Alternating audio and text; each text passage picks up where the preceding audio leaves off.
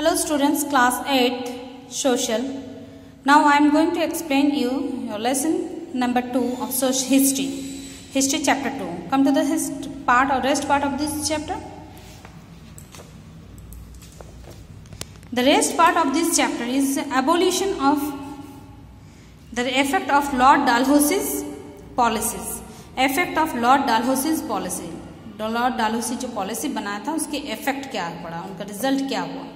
Expansions under Lord Dalhousie. Lord Dalhousie के अंदर कितने सारे एक्सपेंशंस हुआ. ब्रिटिश गवर्नमेंट या ब्रिटिश जो स्टेट थे, कंपनी थे, वो कहाँ तक फैला. Lord Dalhousie took over as governor general of the East India company in India in 1848. 1848 में वो अपने अंडर लिए ये सारे power. The British Empire expanded vastly due to the policy introduced by him. Lord Dalhousie ने जो पॉलिसी बनाया था उसके चलते इंडिया में ब्रिटिश कंपनी का जो एक्सपांड हुआ बहुत तेजी से. Doctrine of lapse. Dalhousie's doctrine of lapse stated that when a ruler of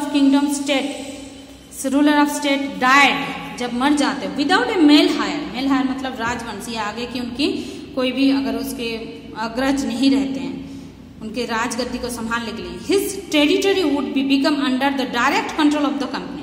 उनके इस पॉलिसी के अंडर जिस राजा के खुद के अपने बच्चे नहीं होंगे वो राज्य उनके ब्रिटिश गवर्नमेंट के अंडर आ जाएगा.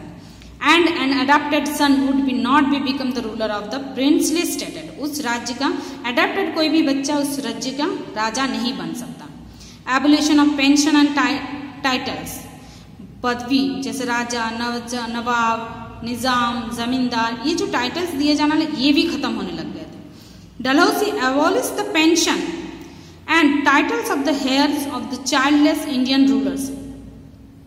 हेयर्स ऑफ द चाइल्डलेस, जिनके पास बच्चे नहीं थे, उनको निजाम, नवाब, ये सारे जो पदवी उनको उपाधि दी जाती थी ये भी खत्म करवा दी. एंड एनेक्स्ड देयर टेरिटरीज, और उनके राज्य को एक जगह अपने ही कंट्रोल में कर लिया. He annexed Satara, Jhansi, Nagpur, Sambalpur, Karnataka, Tanjore in this manner.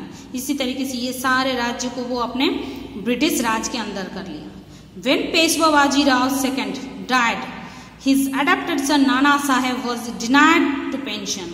वो अपने आप को उनके अंडर होने में मना कर दिया या खारिज कर दिया. विदाउट ए नेचुरल हायर, उनके हिसाब से था कि जब तक वो अपने वंशज, his territory would be automatically passed on to the British Empire instead of passing on to an adopted heir. उनका कहना था कि ब्रिटिश का कहना था कि जैसे आपके अपने बच्चे ना हो तो ये राज्य सीधे ब्रिटिश के अंडर आ जाता है. The British even intended to abolish the title of Mughal Shah too. Mughal सल्तनत के राज को भी उन्होंने खत्म करवा दिया था. Annexing territories. Dalhousie used different pretext to annex various territories.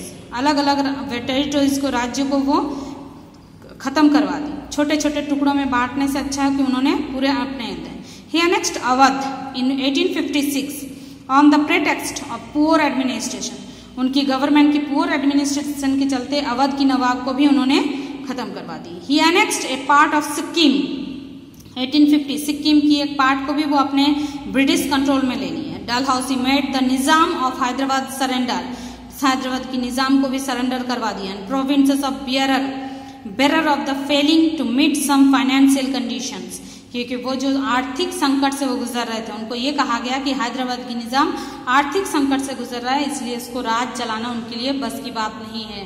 तो इंडियन ब्रिटिश गवर्नमेंट उनको कंट्रोल में ले लिए थे. Okay students, now there is some case study about the Mir Qasim. You have to go through this. Thank you everybody.